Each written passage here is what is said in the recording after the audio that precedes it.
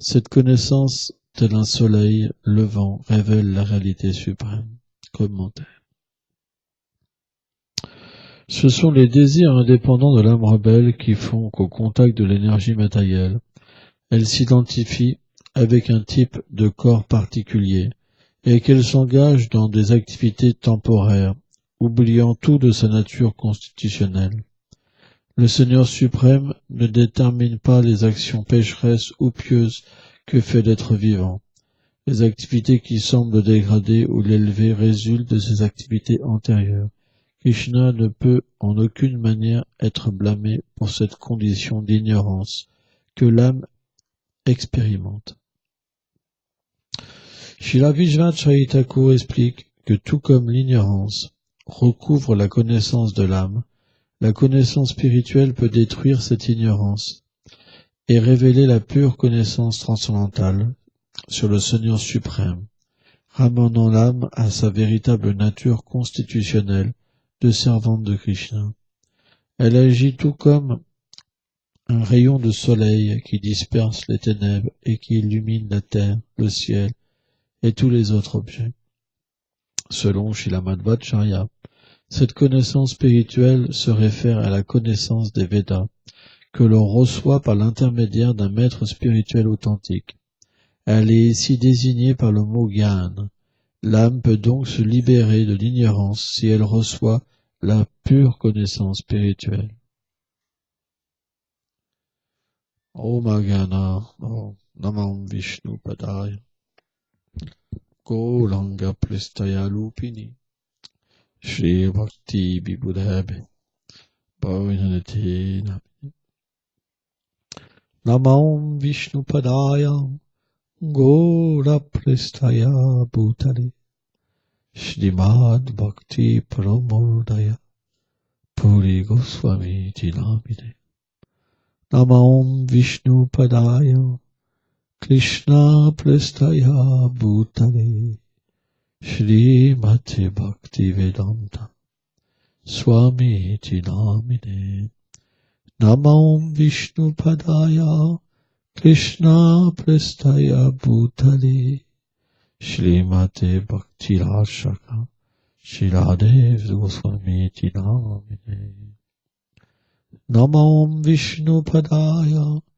Krishna Prestaya Bhutale Shrimati Bhakti Siddhanta Sarasvati Tinamine Jai Shri Brahman Vagodya Sarasvat Sampadaya Kinche.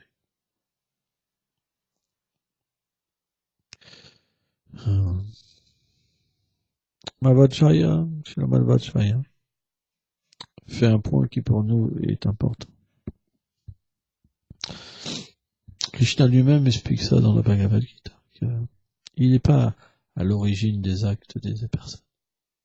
C'est pas lui qui force les êtres à venir dans ce monde matériel. C'est pas lui qui nous force à critiquer les gens, à faire du mal, à tuer les animaux, à détruire la planète. C'est pas lui qui nous force à croire en lui, ni à devenir un athée.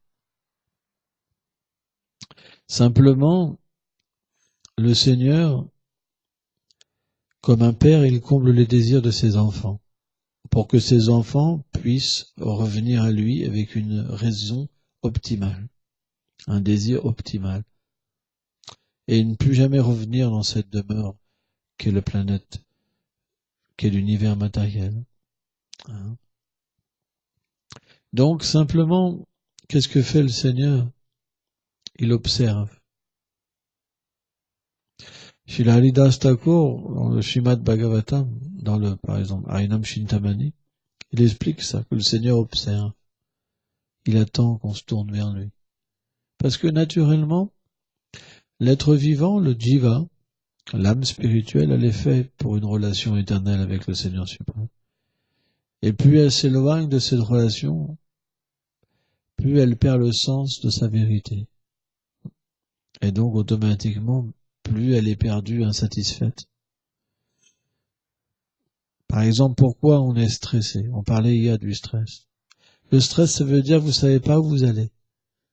Vous savez pas votre futur. Qui connaît son futur à part un pur dévot?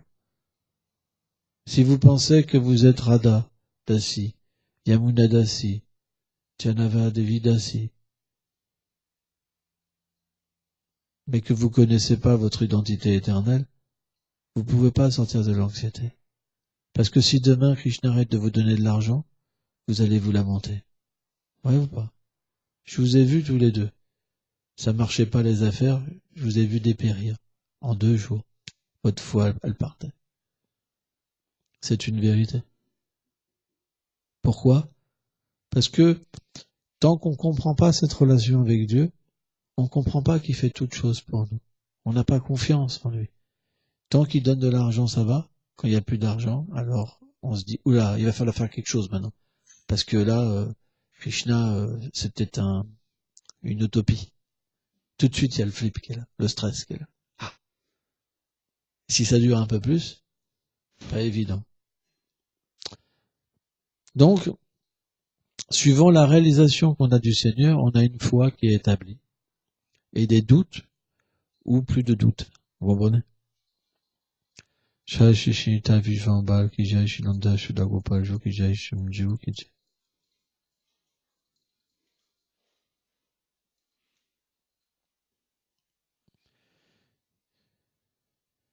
Krishna dit dans la Bhagavad Gita, Shubhuja Bhajantema.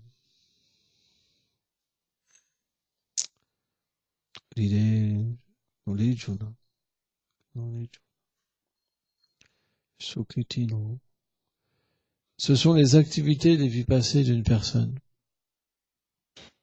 qui forment sa foi. Pourquoi la foi prend une forme? C'est que plus le Seigneur est réciproque avec nous, avec notre désir, il est même plapa adante, et plus naturellement, on peut comprendre qu'il a une forme. Et on peut comprendre que nous-mêmes, nous avons une forme. Or, tant qu'on ne peut pas comprendre ça, quelle est la nature de notre prière? Elle va se rapporter avec notre identification au corps. Je suis une femme, alors j'ai rien à voir avec une femme. Je suis une mère de famille, alors que mon enfant, dans sa vie passée, il n'avait même pas conscience de qui j'étais. On est dans une illusion. Et bien sûr, Krishna se sert de ces illusions pour réciproquer avec nous. Donc parfois, notre enfant est malade et on tombe au pied de la déité. Oh Seigneur. Ou alors les billets de banque rentrent pas. Oh Seigneur. Qu'est-ce qui se passe? Sois miséricordieux. Qu'est-ce qu'on va devenir sans les billets de banque? Sans ma petite fille, sans ceci, sans cela. Donc on offre des prières.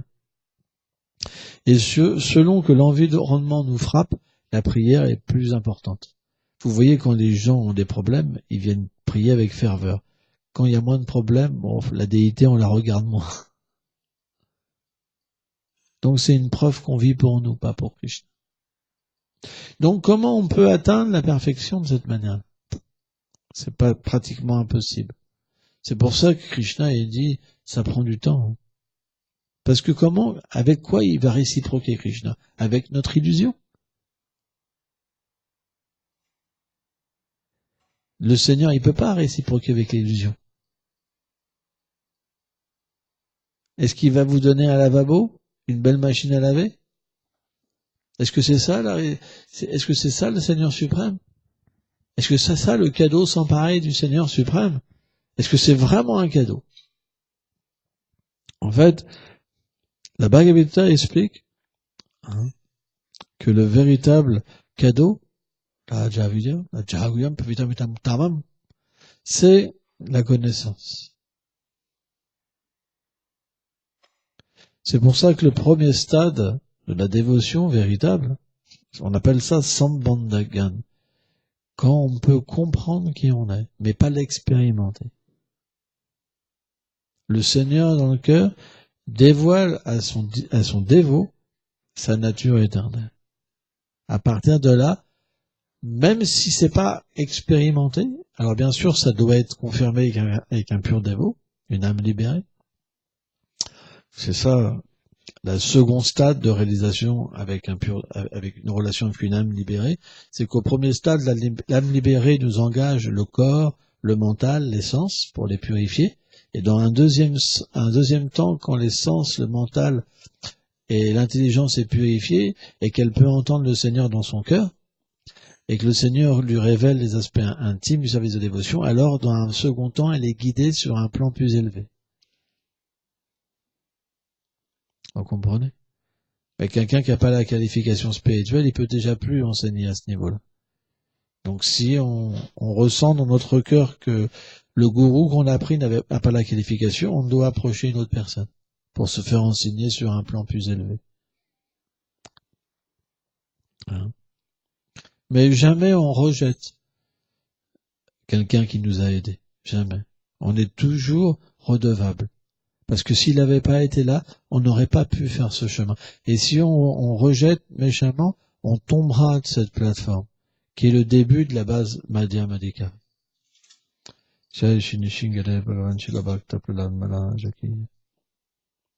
Et on redeviendra un Kanishta Bhakta. Krishna aime pas ça. Le Seigneur aime pas ça. Ce qu'une personne vous a aidé, on doit toujours être redevable.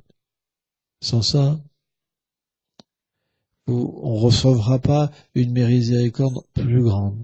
On reviendra à quelque chose. Krishna s'effacera de nouveau et on retombera dans des choses basses. C'est pour ça que on doit toujours faire attention dans nos relations avec les Vaishnavas. Si quelqu'un, on ressent qu'il ne peut pas nous aider dans cette situation-là, on doit approcher une autre personne. Et parfois, on peut penser que notre gourou n'est pas qualifié alors qu'il est qualifié, et on va approcher une autre personne qui nous paraît plus qualifiée, et finalement ça va nous reconnecter avec le Diksha Guru, celui-là qui nous a donné l'instruction, par la miséricorde d'un Shiksha Guru, d'un gourou instructeur. Et ça va nous permettre, en fait, de comprendre qu'on s'était trompé. Parce que tant qu'on n'est pas pur, on ne peut pas comprendre qui est pur. Par exemple, si vous dites que quelqu'un n'est pas un pur dévot, ça veut dire que vous l'êtes.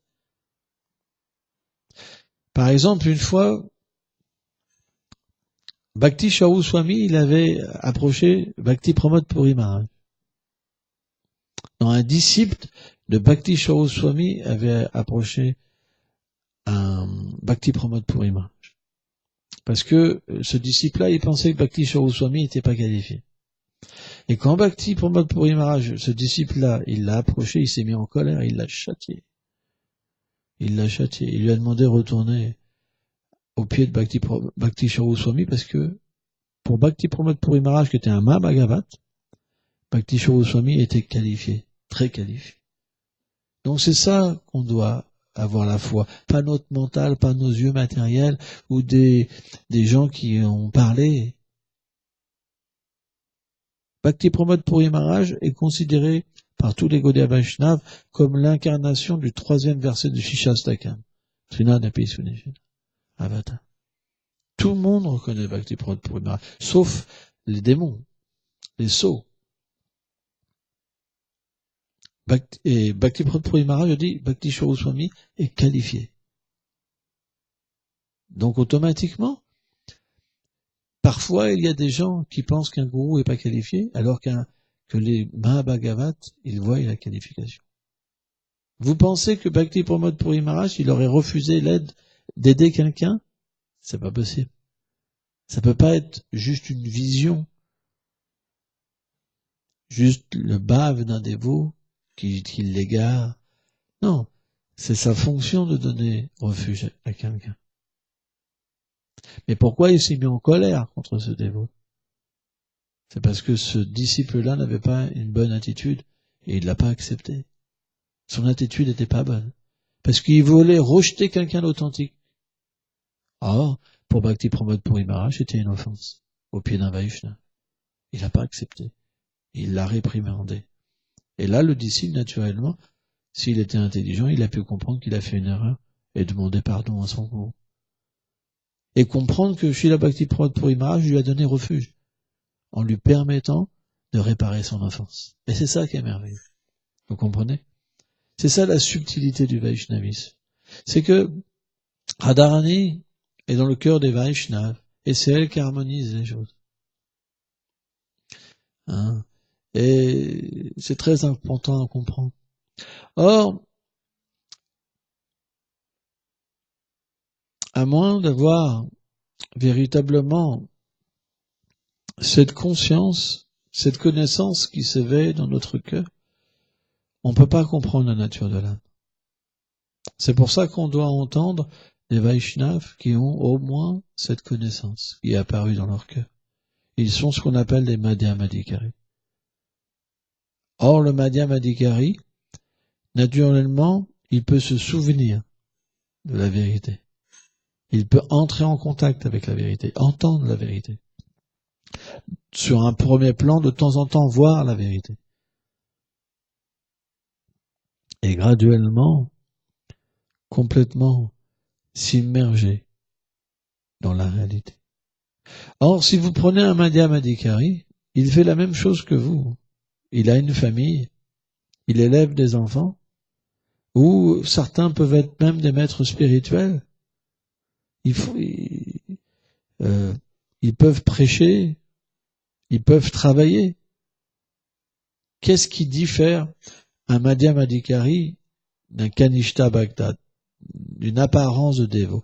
C'est qu'il y en a un, il fait des choses pour lui, et de temps en temps, il les offre à Krishna, comme par exemple, il va faire les courses pour lui, ou pour son enfant, et puis après, il va offrir à Krishna, parce qu'il n'a pas envie de manger du péché. Et le Madhyamadikari, lui, il fait les courses pour l'objet de son amour.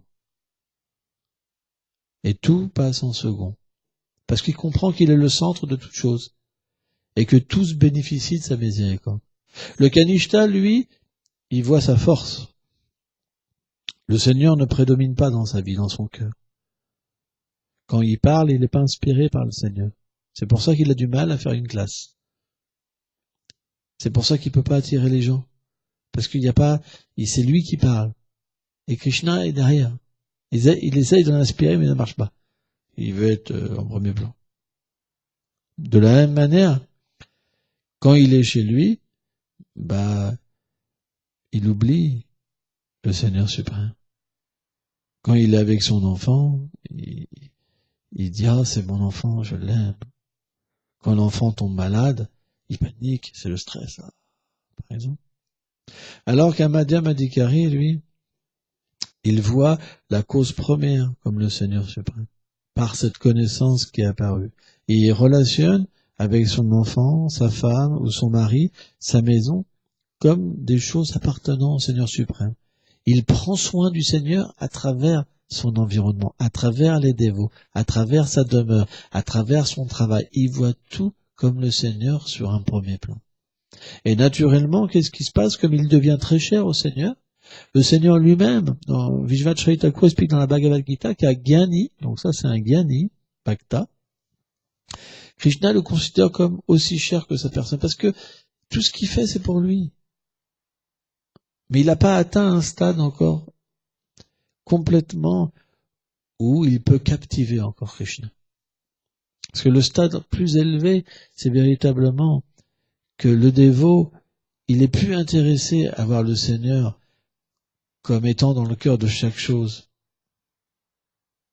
Il veut dominer, en fait, le Seigneur. Il veut un amour pur, véritablement, pour dominer le Seigneur. Pour que le Seigneur lui révèle son cœur, son intimité, ses secrets. Il veut faire vraiment partie de l'élite. L'élite, ça veut dire qu'il veut entrer dans les servantes, des servantes. Voilà, du cercle intime de Radha et Krishna, ou de Mahaprabhu. C'est son but, en fait. Il pleure pour ça. Un Madhyam pleure pour ça. Un Madhyam, il est gourou, il dit, je triche les gens, en fait. Il est chef de famille, il dit, ah, je me suis mis dans une galère, je suis dans une prison, je suis dans ce corps. Voilà, un Madhyam, il pleure, un Madhyam. Il dit, oh, quand viendra ce jour? Il connaît son identité. Krishna l'attire. Krishna fait les plans pour que son désir soit puissant. Très puissant. Pas que Krishna fait pas. Il fait tout, mais à la fois, il faut que ça vienne de lui aussi. Parce que Krishna réciproque avec le désir. Donc Krishna lui révèle des choses pour que ça monte, ça monte, ça monte, ça monte. Et à un moment, naturellement, le dévot, il a plus envie de vivre dans ce monde. Il divague et il ressent la séparation avec Radha et Krishna, avec Guru, avec Gauranga. Et naturellement, ça l'intéresse plus d'être un gourou. Ça l'intéresse pas d'avoir des disciples. La richesse de Brahma, tout ça, ça devient, mais sans aucune chose. Une femme, un mari, des enfants, tout est un poids. Tout devient une source de souffrance. Parce qu'il veut son objet d'amour. Vous comprenez? Et c'est comme ça que Krishna nous détache de la matière. Et en même temps, à la fois, on fait notre service. C'est deux états qui se manifestent chez un dévot. Parfois, il goûte le nectar de servir Krishna à travers les êtres. Et parfois, tout lui paraît vide. Vous comprenez? C'est des états d'âme.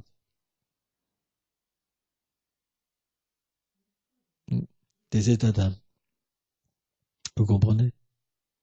Donc, cette connaissance, elle agit comme un moyen d'obtenir Krishna et de nous détacher de ce monde. Mais quelqu'un qui est attaché à la matière, imaginez-vous, ce qu'on appelle un karmi, quelqu'un qui adore Dieu parce qu'il trouve son intérêt avec Dieu, avec le corps. Mais quand il entend ça, il a peur. Oh là là, mais il va me voler mon mari. Vous comprenez? C'est pour ça que tout le monde n'est pas prêt à ça. Tout le monde n'est pas prêt.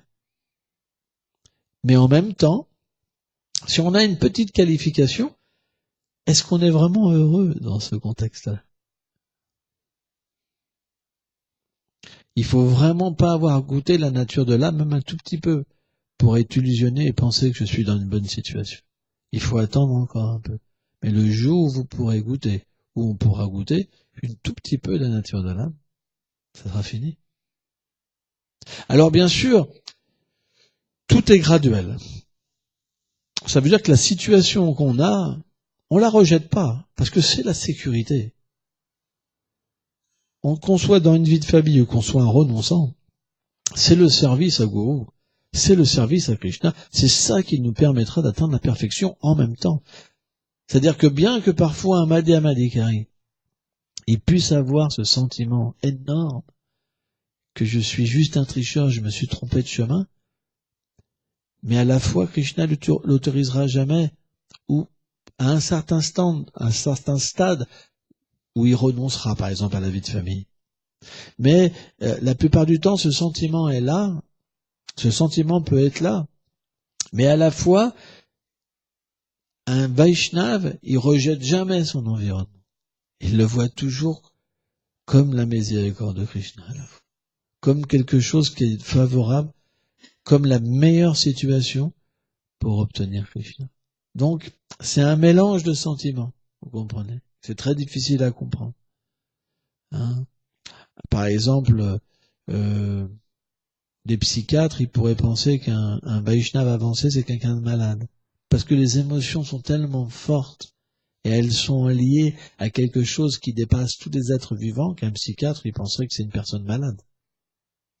Mais les grands Vaishnavas, ils diront, oh, ils se réjouiront, oh, cette personne est en train de développer l'amour de Dieu. Vous comprenez? Donc, la lamentation, elle devra venir un jour dans notre cœur. Parce que Mahaprabhu lui-même, Gaura Govinda Maharaj, expliquait qu'il a ouvert une école pour apprendre à pleurer. Un jour, la lamentation viendra. Parce qu'un jour, notre service portera des fruits. Et le jour où Krishna nous apparaîtra même un tout petit peu, et qu'on aura une expérience de Krishna, de Radha et Krishna, de Mahaprabhu, de ces purs dévots, parce que même la position des purs dévots est tellement exaltée, que Radha et Krishna glorifient la position des purs dévots, que si cette expérience vient à nous, on ne pourra pas faire autre chose que se lamenter, de vouloir regoûter. Parce que rien dans ce monde ne peut se comparer au nectar de la bhakti, de la dévotion. Rien. Les gourous, par exemple, qui sont tombés, c'est parce qu'ils n'avaient pas à goûter. Ils n'avaient jamais eu d'expérience pure. Sans ça, ils n'auraient jamais été illusionnés par les disciples, par la position, et critiqués des grands Vaishnavas. Celui qui a goûté, même un tout petit peu, une expérience pure, il se reprend toujours, parce qu'il est attaché au nectar. Donc même s'il s'égare, il revient toujours. Il revient toujours. Et il se repositionne et il progresse. Il ne peut pas faire autrement, parce que il veut revoir son objet d'amour. C'est ça l'amour. L'amour, c'est qu'on abandonne ce qui est inférieur et on accepte ce qui est supérieur. Donc il y a des erreurs qui sont faites. Mais le Madhyamadikari, il se repositionne tout le temps. Et il change son attitude. Et il reconsidère ses pensées. Il change tout le temps. Il évolue à chaque instant. C'est la fonction du Madhyamadikari. Quand on dit Nishta, c'est cette fonction-là, de toujours se reconsidérer, qu'on se trompe tout le temps. Et c'est comme ça qu'on peut plaire au Seigneur et goûter la vie spirituelle, Ruchi. À partir de là, Ruchi, c'est le plan où l'expérimentation. Ça veut dire que le goût vient. Le goût, ça veut dire que il y a un goût tellement supérieur qu'on on voudrait devenir un esclave. Vous savez ce que personne veut devenir l'esclave. Dans ce monde, on veut tous être indépendants et faire ce qu'on veut. Mais là, le goût, il est tellement puissant, à Ruchi, que l'être vivant, Rupa Goswami, il donne cette image de vouloir des milliers d'oreilles pour goûter. Ça nous amène dans un tel plan où le goût augmente à chaque instant que l'expérience de Ruchi, c'est quelque chose qui rend un dévot comme une abeille, quoi, comme quelqu'un qui cherche le nectar. Ou le nectar. On devient sans gêne. On va se mettre à danser. Parce que le goût est tellement supérieur qu'on ne pourra pas faire autrement. On va se mettre à faire des choses parce qu'on ne pourra pas faire autrement. On devient dominé par quelque chose qu'on ne comprend pas encore, mais qu'on se donne, qu'on s'abandonne, parce que c'est trop tout. Trop bon, trop beau, trop merveilleux. Donc automatiquement, cette expérience-là fait que on veut devenir l'esclave. Et on prend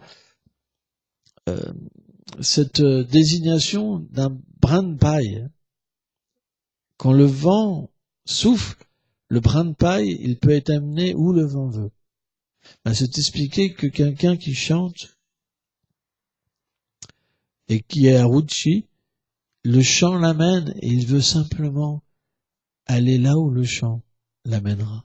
Il devient complètement abandonné, subordonné, parce que il a pu ce support de l'existence matérielle. Le support de l'existence matérielle le quitte. Ça veut dire qu'avant, il avait envie de contrôler. Avant, il pensait qu'il était quelqu'un. Il pensait qu'il était une bonne personne. Il pensait qu'il était bien situé. Mais quand Ruchi, le goût, vient le chercher, il oublie tout. Le goût est tellement fort qu'il oublie même qu'il est une femme. Même qu'il est un homme. Même qu'il a un mari. Même qu'il a des enfants. Il oublie tout. Il veut tout oublier. Il veut plus rien n'existe, il veut simplement que ce goût vienne le chercher. Ça, c'est l'expérience de Ruchi.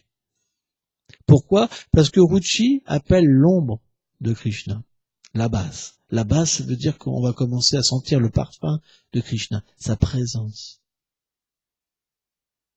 Et on devient complètement attracté. Ce Krishna, c'est-à-dire celui qui attracte, mais qui attracte puissamment, tous les sens. Tous les sens en même temps. On peut jamais avoir une expérience comme ça dans ce monde. Et ça, c'est juste une petite abasse. Et cette abasse-là, elle va nous donner cette expérience que la voie de l'abandon. Qu'est-ce que c'est Sharanagati?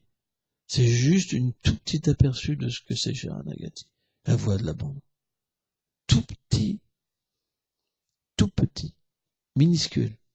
Et pourtant, même si Brahma il vous proposait toutes les richesses, vous pourriez plus les accepter. La libération impersonnelle, ça vous paraîtra comme l'horreur.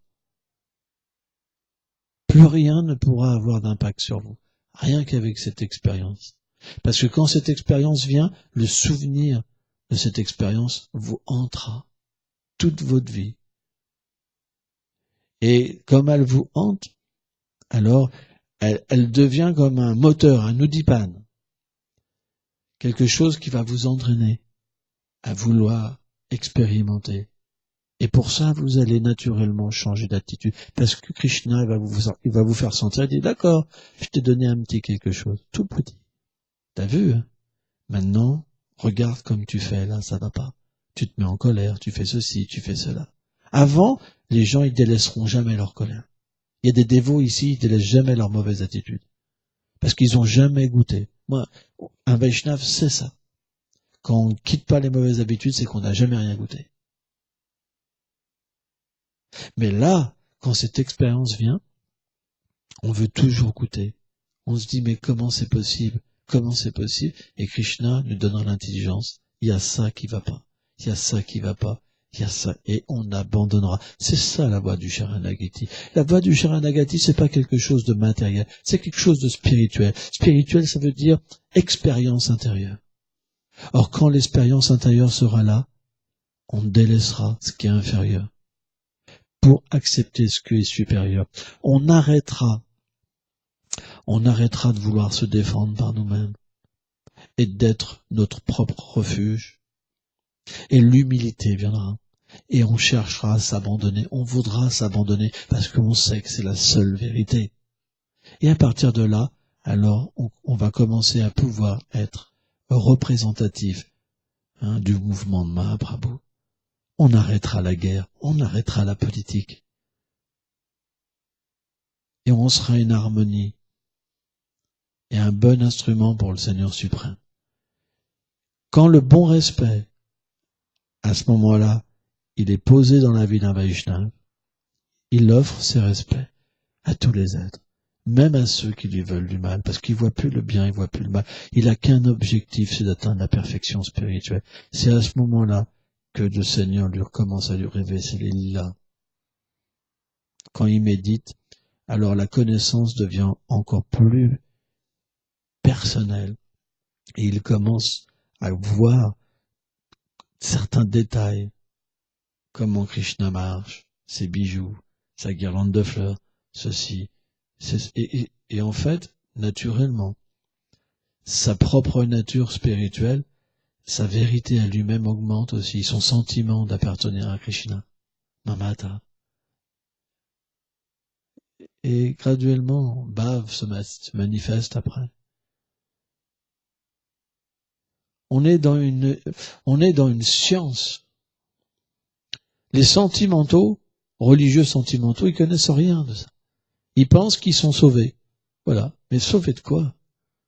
Ils pêchent toute la semaine et ils pensent qu'ils sont sauvés. Non. Si notre attitude n'est pas bonne, on n'obtiendra pas ce gain. C'est pas facile. Mais il nous faut faire un effort. Krishna est miséricordieux. Ça veut dire qu'il sait qu'on a des faiblesses. Mais ces faiblesses-là ne nous disqualifient pas pour atteindre la perfection. Chez la Vishwanath Chaitanya Thakur, il dit quand même que la différence avec des voies comme la voie du karma et la voie du gyan, donc l'atteinte du paradis et du brahman impersonnel, c'est que la bhakti, elle peut rentrer dans un cœur très pollué. Un être très concupiscent, elle peut entrer et le purifier. Donc, Bhakti est très miséricordieuse. Elle est indépendante. Elle peut venir chez qui elle veut. Elle n'a pas besoin d'autorisation, même si elle veut. Rencontrer un pur Vaishnav, c'est très puissant. Aller voir la déité, c'est très puissant. marcher sur le Dham, c'est très puissant. Lire un livre, comme Bhagavad Gita, Srimad Bhagavatam, Chittashtamrita, etc., c'est très puissant. Bhakti peut rentrer simplement par un contact. Donc, nos imperfections ne nous disqualifient pas. Mais, un des grands obstacles, c'est quand on a entendu l'enseignement de nos maîtres spirituels et qu'on ne le fait pas, alors ça nous disqualifie vraiment. Si on ne fait pas d'efforts, alors que le maître spirituel nous enseigne, alors le Seigneur, c'est pas quelque chose qui lui plaît. Ce que Gourou dit, on doit le faire. C'est très important. On doit véritablement, s'il nous demande d'être comme ça, on doit avoir un travail. Après, Krishna, il comprend que c'est pas simple. Mais il va voir l'effort. Et c'est cet effort-là, ce tapasya, cette austérité, qui plaît à Krishna. Krishna lui-même, il dit, cette austérité est mon cœur dans le Srimad Bhagavatam. Et Bhaktivedanta Swami Prabhupada, il dit qu'on ne peut pas progresser sans accepter l'austérité. Et l'austérité, c'est l'instruction du gourou pour nous. Ce que notre gourou nous dit, c'est notre austérité. Or, s'il n'y a pas ce travail, on se trompe nous-mêmes.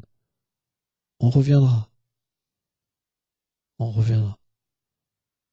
Par contre, quelqu'un qui a beaucoup de difficultés, mais qui s'efforce de suivre le maître spirituel, il atteindra le succès. C'est juste question de temps. Parce que ça plaît au Seigneur. C'est la chose qui plaît le plus au Seigneur, qui touche son cœur.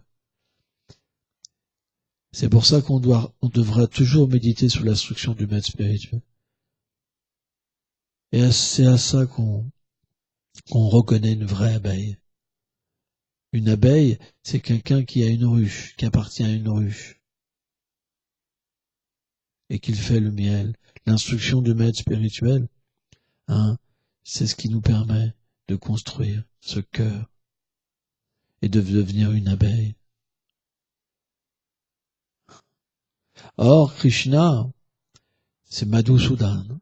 Krishna adore le miel, la bhakti, le miel, la bhakti, la vraie dévotion. S'il y a du miel dans notre cœur, s'il y a la foi dans les instructions du maître spirituel, Krishna viendra manger ce miel. Krishna viendra se révéler à nous. Et là, on réalisera que Gourou et Krishna, c'est un. Parce que l'instruction du Gourou, ça nous a permis d'atteindre le Seigneur suprême. D'ailleurs, jamais le Seigneur ne se met avant son Gourou, son dévot, pardon. Jamais. Toujours il glorifiera son dévot.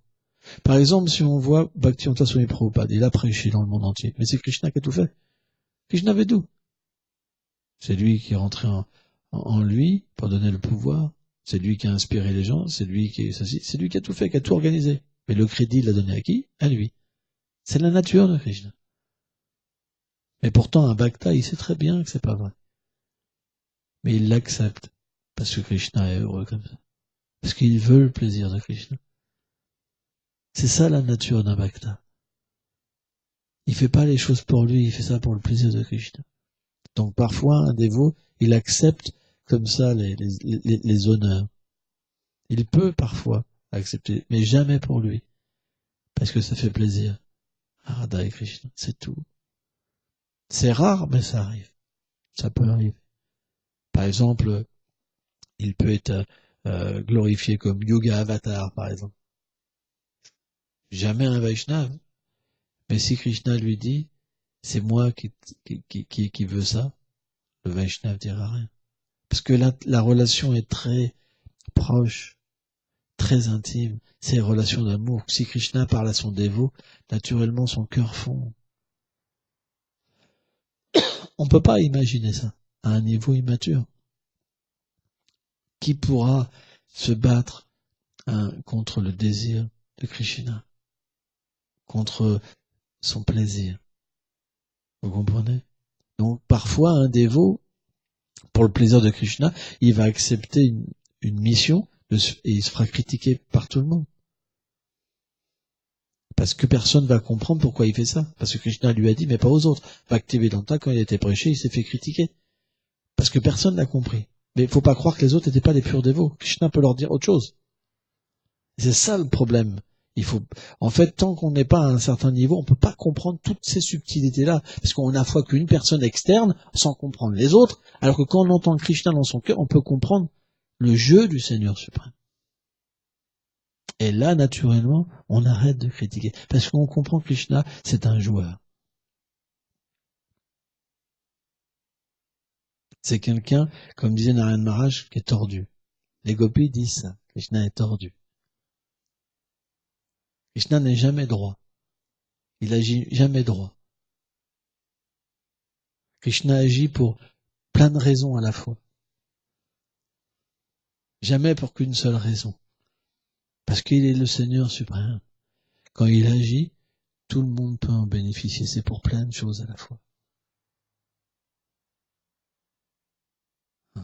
Bon, on va s'arrêter là. Cool. Oui.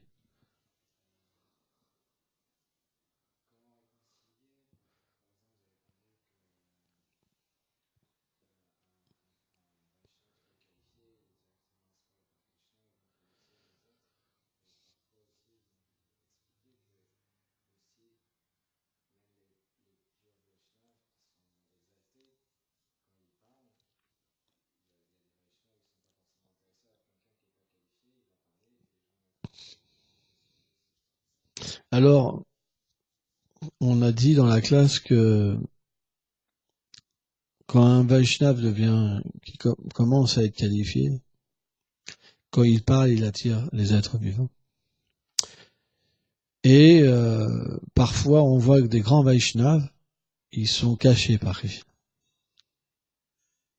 Et ils n'attirent pas forcément grand monde. Pourtant, c'est des grands Vaishnavas. Et parfois, des gens qui n'ont pas de qualification attirent des gens. Comment réconcilier, comment comprendre? Selon nos vies passées, on a une qualification. La qualification, c'est la dualité, où ça veut dire je recherche quelque chose pour moi, ou la simplicité. Je veux devenir le serviteur du serviteur. La duplicité, ça veut dire je veux devenir un pur dévot. Mais en fin de compte, c'est pour être adoré. Donc vous allez rencontrer une personne qui veut prendre cette position pour être adoré. Parce que c'est ce que vous voulez. Donc Krishna va vous donner un gourou de cette qualification. Il a encore ça dans son cœur. Ça ne veut pas dire qu'il ne peut pas progresser.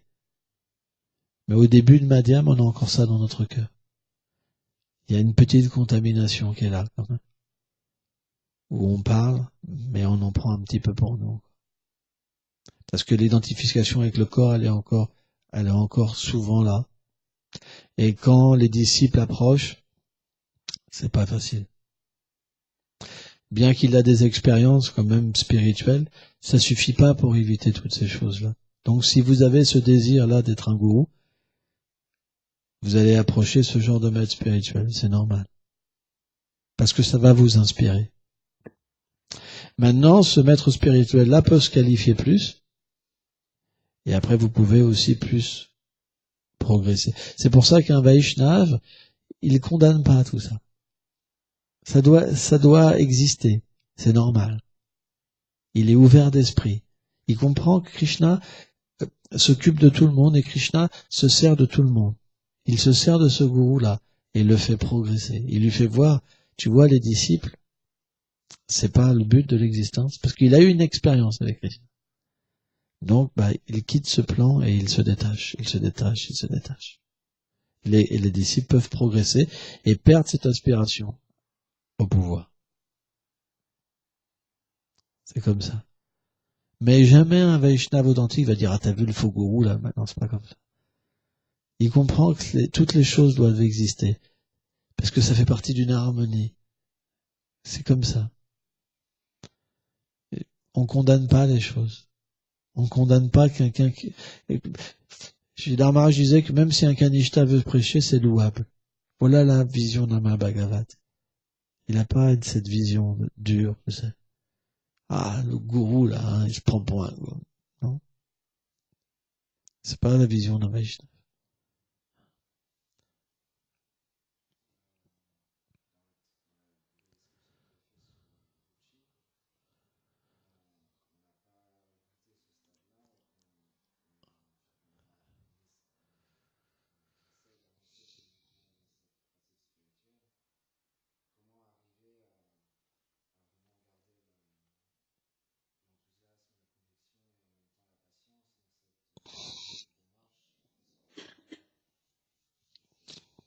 La question c'est tant qu'on n'a pas goûté Ruchi, comment on peut garder cet enthousiasme, etc.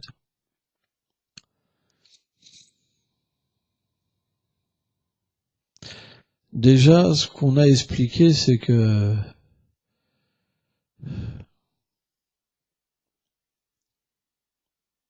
il y a toujours un enthousiasme.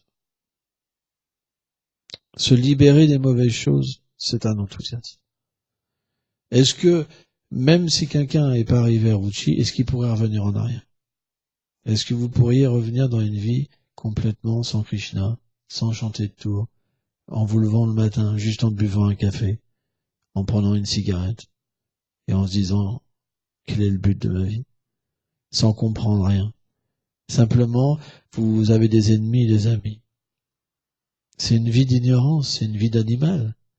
Un animal, il a peur tout le temps. Il a aucun moyen de se libérer. C'est pas possible. C'est pour ça qu'on peut pas ne pas avoir d'enthousiasme. C'est pas possible. Il y a un enthousiasme à toutes les échelles, tous les niveaux du service de dévotion. Mais il grandit de plus en plus. Et à un moment, ça devient un autre niveau. L'enthousiasme, au début, il est lié à notre bonheur. Ça me fait du bien, c'est pour ça que je continue. Aucun de nous, si ça nous faisait pas du bien, on resterait pas. Mais c'est lié à nous-mêmes. Alors que sur le plan Madhyam, ça devient lié au Seigneur, à Krishna. Et sur le plan Uttama, ça devient lié à une relation où il n'y a plus de conception de Dieu, où l'amour est pur. C'est juste des choses qui augmentent, en fait. Une connaissance transcendantale qui au début est comme un parfum parce qu'on ne le voit pas.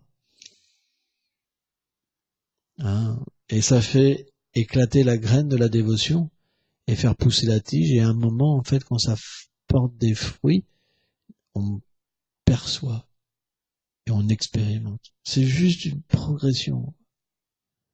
C'est la même chose.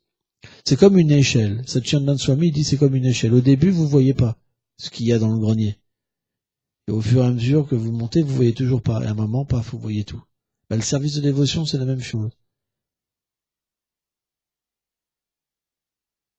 Quand vous montez dans une échelle, vous sentez que vous approchez du but. Donc il y a un enthousiasme qui vient. Par exemple, si vous êtes dans une condition de souffrance, par exemple, il y a beaucoup de chaleur, et que vous montez dans une échelle, et plus vous montez, plus cette sensation de chaleur va disparaître, et que vous arrivez à pouvoir presque entrer dans une pièce fraîche, il y a une impression de libération déjà. Il y a un goût qui est là. C'est la même chose. Alors c'est juste une image qui est donnée, excusez-moi, je suis un piètre parleur, mais il y a un goût qui est là. Il y a une satisfaction qui sera là. Parce qu'au fur et à mesure qu'on pratique, on se libère du péché. Et on se libère même des activités pieuses, du bonheur matériel. Et au moins, on devient graduellement situé dans le Shanta. Par exemple, Nishta, c'est le stade du Shanta. Shanta, ça veut dire que on est dit dans le monde matériel, dit dans le monde spirituel. On observe. On peut observer à travers la philosophie, les écritures. On voit le Brahman dans toutes choses. Mais pas comme un Mayavadi, comme Krishna, comme Radha et Krishna. Krishna réciproque différemment avec chaque spiritualiste et lui donne un fruit bien particulier, différent. Donc même au début, un dévot, il s'attache à Radha et Krishna. Et naturellement, il comprend que, voilà, Krishna l'attire de cette manière-là. Bon bref, là il est 7 heures, il faut que j'arrête.